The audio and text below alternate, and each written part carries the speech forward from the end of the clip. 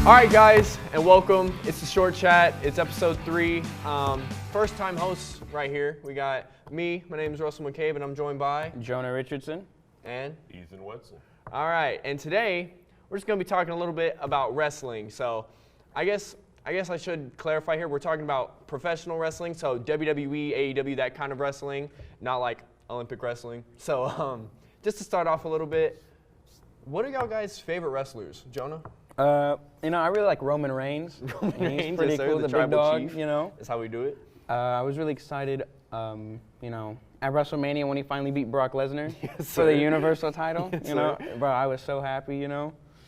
I also like Enzo Amore. Yes, sir, my but boy. I miss Enzo, man. He is not in the WWE anymore. We won't get into that though. No, he's a character, my guy. Yeah, but I guess those are probably my favorite wrestlers. Okay. What about you, Ethan?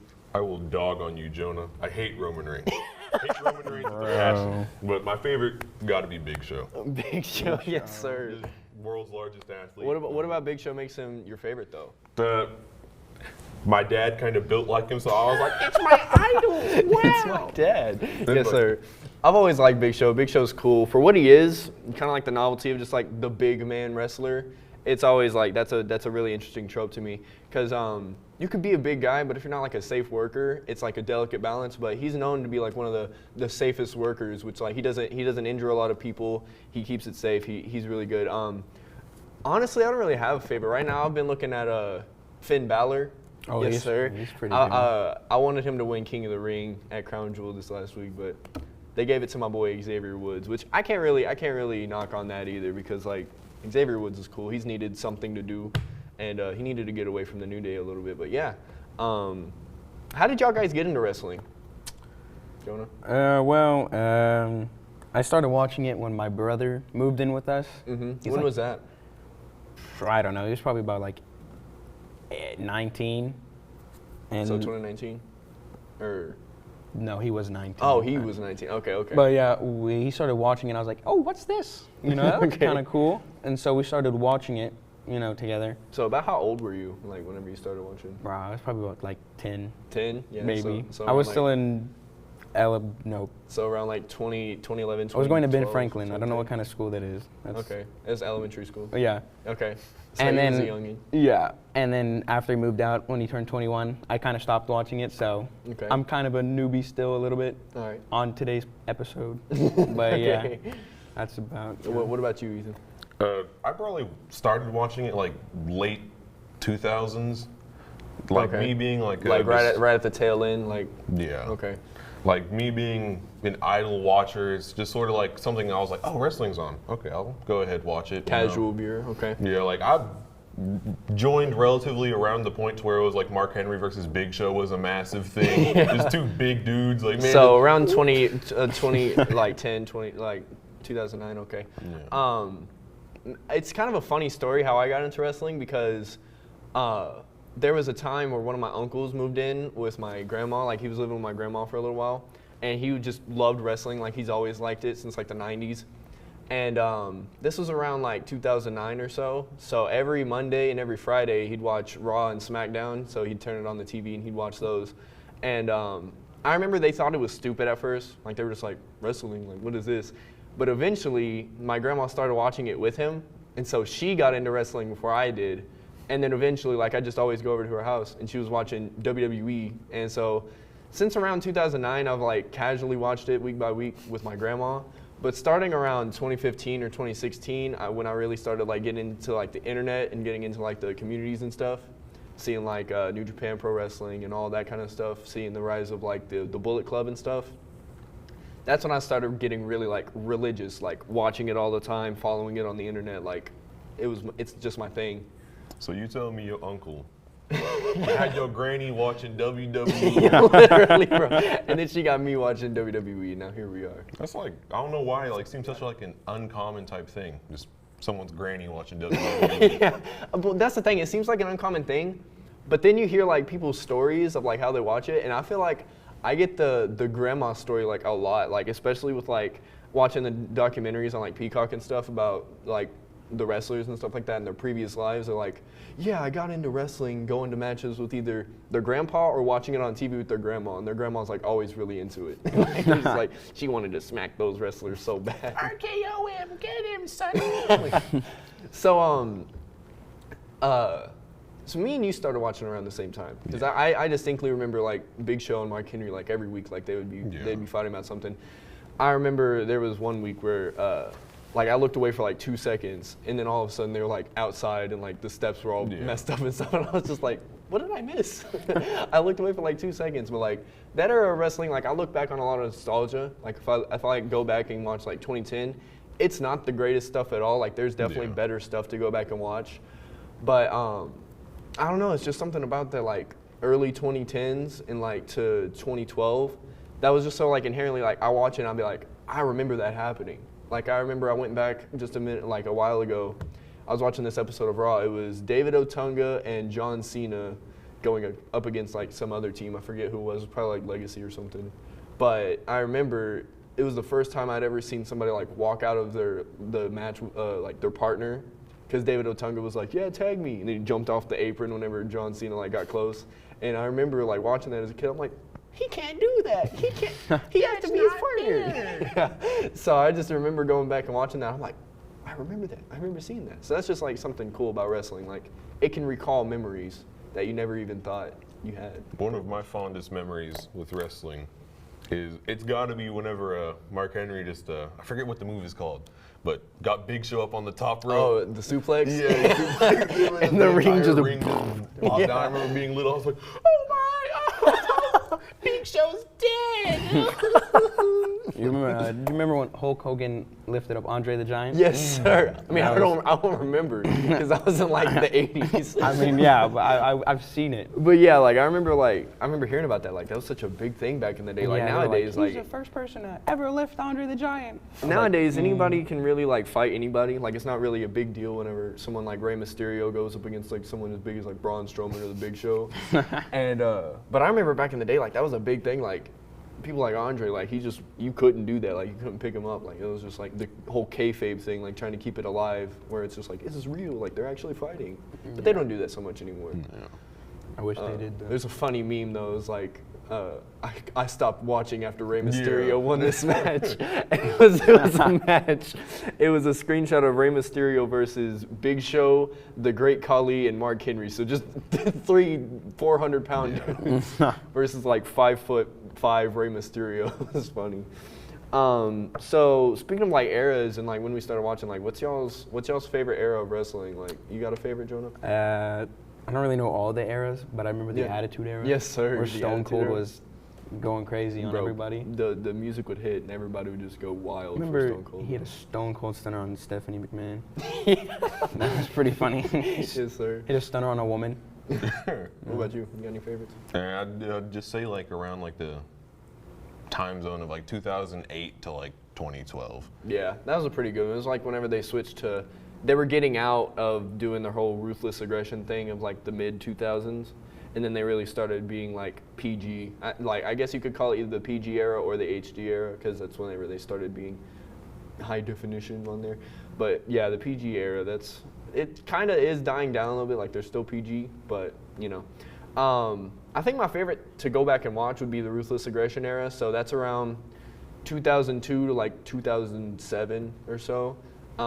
All of the video games from that era, by the way, bangers. Like SmackDown vs. Raw 2007, that's a certified hood classic. Like we can't. I like 2011 better. I mean, 2011's fun, but like 07 has that GM mode, bro. It has that general manager mode. Whatever. I just like going back and watching those because like that's whenever, like you got to think, from 2002, Brock Lesnar made his debut, John Cena made his debut, Randy Orton, Batista, all those guys like were era-defining people after the ruthless aggression era. So it's just kind of like seeing all those guys come up and seeing all of like the legends from the Attitude Era, like Stone Cold and like Hulk Hogan, I think was like coming back for a little bit, and even The Rock. Like The Rock started being in movies around that time. So going back and watching around like 2003 to 2004, that's a win in my book. Y'all hear The Rock's new song? Oh my God, bro. that's not what we talking about. He went crazy on it. That's for in a give us a couple sample? weeks. Oh man. So, yeah. Just this crazy thing about the matches though is like not many people know that it's fake. Like many people, like you say you're a fan of wrestling, the first thing people go to is, you know, it's fake, right?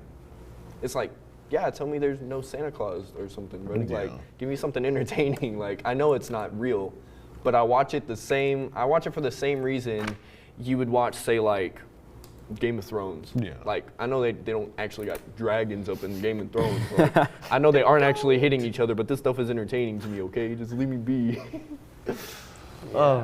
So, me being a relatively uneducated person on the topic, I've always questioned, I was like, are the matches scripted or is like, do they call things as they go through? Is there like a mic piece that's being used? Well, that makes sense because you always hear like it's fake, but like, how do they know how to be fake? Like you're in front of, 20,000 people in an arena. How are you gonna do that? And honestly, the scripted or called as they go kind of depends on the wrestler. Because I know most wrestlers, they like to do it in the ring. They like to call it. They like to be like, not to expose the business or anything here, but like, I've watched like, there's this show called Botchamania where they're just like, they show all the mess ups or whatever. And there's a segment on there called You Talk Too Much. And John Cena is a frequenter of that one because you can hear them calling the moves to each other as they're doing the match, and you're not supposed to do that. You're supposed to keep it discreet. But yeah, they'll put each other in a headlock or something. They'll be like, okay, we're gonna do this move into this move. And if you see like mess ups where they accidentally say them too loud, like you can hear John Cena go, throw me, and then like 2 seconds later, Randy Orton like Irish whips him into the ropes or something. But I know people like Randy Savage and The Rock, especially if it's like a big WrestleMania match or something like that, like a big match, they'll want to get together beforehand with the person that they're going against and really have a plan for at least the big spots in the match. That's really all matches are built around spots pretty much.